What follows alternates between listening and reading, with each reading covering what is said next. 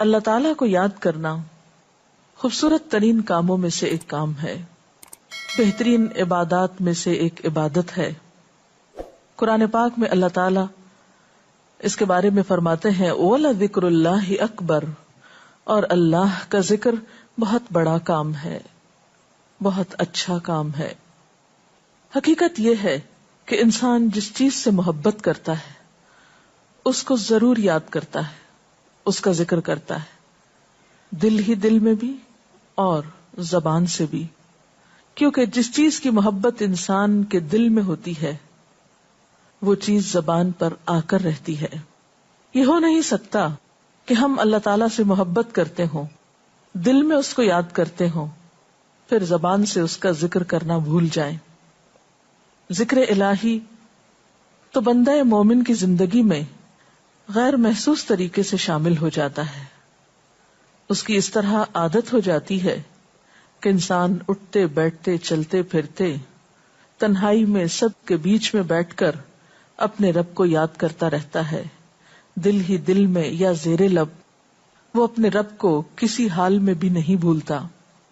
اور بھولے بھی کیوں؟ اس لیے کہ اس کی ذات پر رب کے احسانات ہر ایک سے بڑھ کر ہیں، اس کی نگاہیں ہر طرف رب کے کمالات دیکھتی ہیں، وہ ہر طرف رب کی نعمتوں کو دیکھ کر سرشار ہوتا رہتا ہے۔ وہ جس طرف بھی نظر اٹھاتا ہے وہیں اس کو رب کی قدرت اور تخلیق نظر آتی ہے، اپنے سامنے، دائیں بائیں، اوپر نیچے، ہر طرف زمین آسمان، جو کچھ بھی بنا ہوا ہے، جو کچھ بھی پھیلا ہوا ہے، وہ سب اس کے رب کا بنایا ہوا ہے۔ پھر وہ اس رب کو کیسے بھلا سکتا ہے؟ قرآن پاک میں اہل ایمان کو ذکر کرنے کی تلقین کی گئی ہے۔ اللہ سبحانہ و تعالیٰ فرماتے ہیں فَاذْكُرُونِي أَذْكُرْكُمْ، تم مجھے یاد کرو، تم میرا ذکر کرو، میں تمہیں یاد کروں گا۔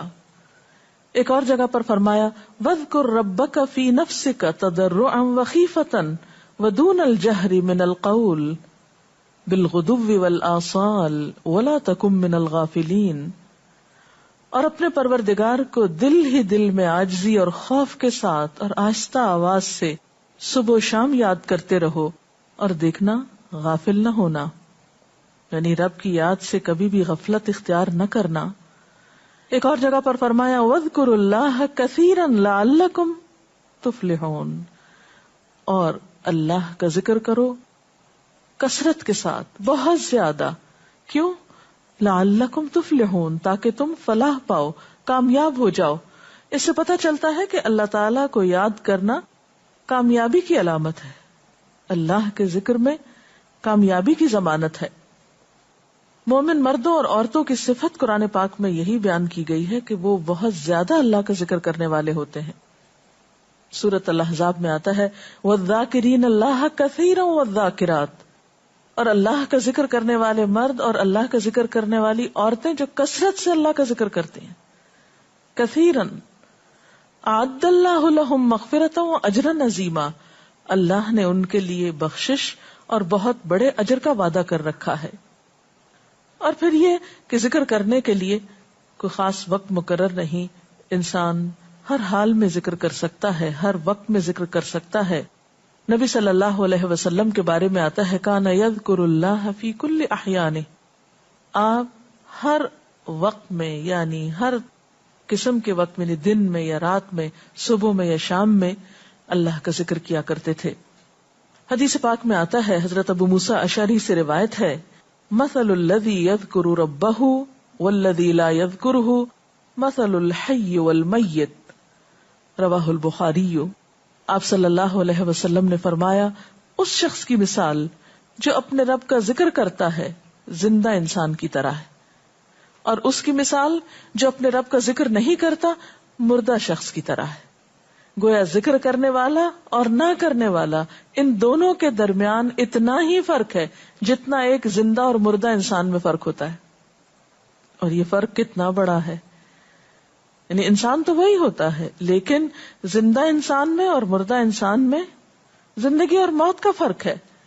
بالکل اسی طرح جو شخص اپنے رب کو یاد کرتا ہے، اس کا ذکر کرتا ہے، اس کے اندر ایک زندگی ہے، اس کے اندر ایک خاص خوشی ہوتی ہے، اطمینان ہوتا ہے. اور وہ جو نہیں کرتا اس کا دل مردہ ہوتا ہے، اس کے اندر زندگی کی کوئی امنگ نہیں ہوتی.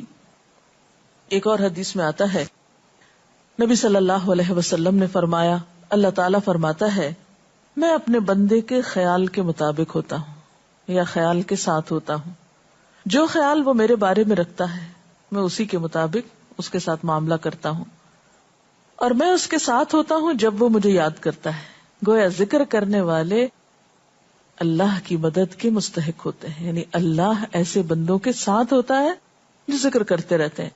اگر وہ مجھ کو اپنے دل میں یاد کرتا ہے تو میں بھی اس کو اپنے دل میں یاد کرتا ہوں، اور اگر وہ مجھے کسی جماعت میں بیٹھ کے یعنی کسی گروپ میں یعنی پبلک میں بیٹھ کے یاد کرتا ہے تو میں اس کو اس سے بہتر جماعت میں یاد کرتا ہوں، یعنی فرشتوں کی جماعت میں یاد کرتا ہوں. تو گویا فاذکرونی اذکرکم، تم مجھے یاد رکھو میں تمہیں یاد رکھوں گا.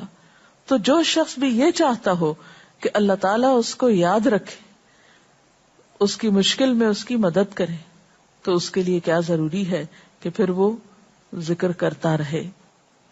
اور ذکر تمام عبادات کو خوبصورت بناتا ہے. مثلا روزہ رکھنا ایک عبادت ہے، لیکن جس روزے میں ذکر الہی ہو اس کا اجر و ثواب کئی گنا بڑھ جائے گا. حج ایک عبادت ہے بذات خود، حج کا سفر ایک عبادت ہے، لیکن اس سفر میں انسان اگر ذکر الہی کرتا رہے تو اسی حج کا ثواب کئی گنا بڑھ جائے گا. اور نماز تو سراسر ہے ہی اللہ کی یاد کا نام. اقم الصلاۃ لذکری، نماز قائم کرو میری یاد کے لیے. اللہ کے ذکر کا بہترین طریقہ ہے. ایک اور موقع پر آپ صلی اللہ علیہ وسلم سے جب یہ پوچھا گیا کہ سب سے اچھی نماز کس کی، سب سے اچھا روزہ کس کا، سب سے اچھا حج کس کا، سب سے اچھا مجاہد کون، تو آپ صلی اللہ علیہ وسلم نے ہر بار یہی جواب دیا کہ جو اپنے ان کاموں میں ذکر الہی کثرت کے ساتھ کرے. اور ذکر کرنے والے ہر میدان میں آگے نکل جاتے ہیں. حدیث پاک میں آتا ہے نبی صلی اللہ علیہ وسلم نے فرمایا مفردون سبقت لے گئے. لوگوں نے پوچھا کہ یہ مفردون کون ہے؟ فرمایا وہ مرد جو کثرت کے ساتھ اللہ کا ذکر کرتے ہیں اور وہ عورتیں جو کثرت کے ساتھ اللہ کو یاد کرتی ہیں. اور یہاں آپ نوٹ کر رہے ہیں خاص طور پر مردوں کے ساتھ ساتھ عورتوں کا ذکر بھی ملتا ہے. حضرت عبداللہ بن بصر فرماتے ہیں کہ ایک شخص نے عرض کیا یا رسول اللہ صلی اللہ علیہ وسلم، بے شک اسلام کے احکام مجھ پر بہت ہیں، یعنی ذمہ داریاں بہت ہیں، کرنے کے کام بہت ہیں. آپ مجھے کوئی ایسی بات بتائیں جسے میں اپنے لیے لازم کر لوں، یعنی میرے لیے آسان ہو اور میں پابندی سے کر سکوں. تو آپ صلی اللہ علیہ وسلم نے فرمایا لا یزال لسانک رطبا من ذکر اللہ، کہ ایک چیز پابندی سے پکڑ لو، اور وہ کیا کہ تیری زبان ہمیشہ اللہ کے ذکر سے تر رہے، ہر دم اللہ کو یاد کرتے رہو. اور یہ حقیقت ہے کہ انسان کوئی بھی کام کر رہا ہو، مثلا خواتین کھانا پکا رہی ہیں، گھر صاف کر رہی ہیں، واک کر رہی ہیں، کوئی بھی کام کر رہی ہیں اس طرح کا، تو اس میں ساتھ ساتھ اللہ کی یاد کرتی رہیں. سبحان اللہ، الحمدللہ، اللہ اکبر، استغفر اللہ، لا الہ الا اللہ، ان اذکار کا ورد کرتے رہیں، تو اس میں کام بھی ہوتا رہے گا اور اس کے ساتھ ساتھ اللہ کی یاد بھی ہوتی رہے گی. خصوصی طور پر 2 کلمات ایسے ہیں جن کے بارے میں بہترین اجر کی خوشخبری سنائی گئی. آپ صلی اللہ علیہ وسلم نے فرمایا کلمتان، 2 کلمات ایسے ہیں خفیفتان علی اللسان، جو زبان پہ بہت ہلکے ہیں، یعنی پڑھنے میں کچھ مشکل نہیں. ثقیلتان فی المیزان، میزان میں بہت بھاری ہیں. حبیبتان الی الرحمن، رحمان کو بہت محبوب ہیں، اور وہ کیا ہیں؟ سبحان اللہ و بحمدہ، سبحان اللہ العظیم. چلتے پھرتے، اٹھتے بیٹھتے، کام کاج کرتے، تسبیح پڑھتے رہنا، ذکر کرتے رہنا انسان کے دل کو جہاں اطمینان بخشتا ہے وہاں اس کے کام کو آسان بھی کر دیتا ہے، اور اللہ کی مدد بھی ساتھ ہوتی ہے. اور قرآن پاک میں ایسے لوگوں کے لیے خوشخبری ہے، الا بذکر اللہ تطمئن القلوب، سنو اللہ کے ذکر سے دلوں کو اطمینان ہوتا ہے. اور ویسے بھی میزان میں بہت بھاری نیکی ہے. ایک حدیث میں آتا ہے کہ رسول اللہ صلی اللہ علیہ وسلم نے لوگوں سے پوچھا کیا میں تمہیں نہ بتاؤں کہ تمہارے اعمال میں سب سے اچھا عمل، سب سے پاکیزہ، اور تمہارے درجات کو سب سے زیادہ بڑھانے والا، اور جو تمہارے لیے سونے چاندی کے خرچ کرنے سے زیادہ بہتر ہو، اور اس سے بھی بہتر ہو کہ تم اپنے دشمنوں سے ملو، ان کی گردنیں تم مارو اور وہ تمہاری گردنیں مارے، تو کیا ایسا عمل نہ تمہیں بتاؤں؟ صحابہ نے عرض کیا، ضرور یا رسول اللہ صلی اللہ علیہ وسلم، ہمیں ایسا عمل بتائیے. تو آپ نے فرمایا وہ اللہ کا ذکر ہے، یعنی تمام اعمال میں وہ سبقت لے جاتا ہے. اسی طرح ایک اور حدیث میں ہے، رسول اللہ صلی اللہ علیہ وسلم نے فرمایا کہ جب بھی کچھ لوگ بیٹھتے ہیں اور وہ اللہ کا ذکر کرتے ہیں، یعنی کسی مجلس میں اکٹھے ہو کر بیٹھتے ہیں، تو اللہ کی رحمت ان کو ڈھانپ لیتی ہے، ان پر سکینت نازل ہوتی ہے. اللہ تعالیٰ ان کا اپنے ہاں ذکر کرتے ہیں. گویا اکیلے بھی ذکر کیا جا سکتا ہے اور کسی مجلس میں اکٹھے بیٹھ کر بھی. پھر اسی طرح صبح و شام بھی، جیسا کہ قرآن پاک میں آتا ہے، وَسَبِّحْ بِحَمْدِ رَبِّكَ قَبْلَ طُلُوعِ الشَّمْسِ وَقَبْلَ غُرُوبِهَا، اپنے رب کی تسبیح بیان کرو سورج نکلنے سے پہلے اور اس کے غروب ہونے سے پہلے. ایک اور جگہ پر آتا ہے وَسَبِّحْ بِحَمْدِ رَبِّكَ بِالْعَشِيِّ وَالْإِبْكَارِ، اپنے رب کی حمد و ثنا بیان کرو عشی کے وقت یعنی عصر کے وقت، والابکار اور صبح کے وقت. عشی کا لفظ جو ہے یہ زوال شمس سے غروب شمس کے درمیانی وقت کو کہتے ہیں. پھر اسی طرح انبیاء علیہ السلام کے بارے میں ہم دیکھتے ہیں، حضرت داؤد علیہ السلام بہت خوبصورت آواز سے، بہت خوبصورت انداز میں اللہ تعالیٰ کا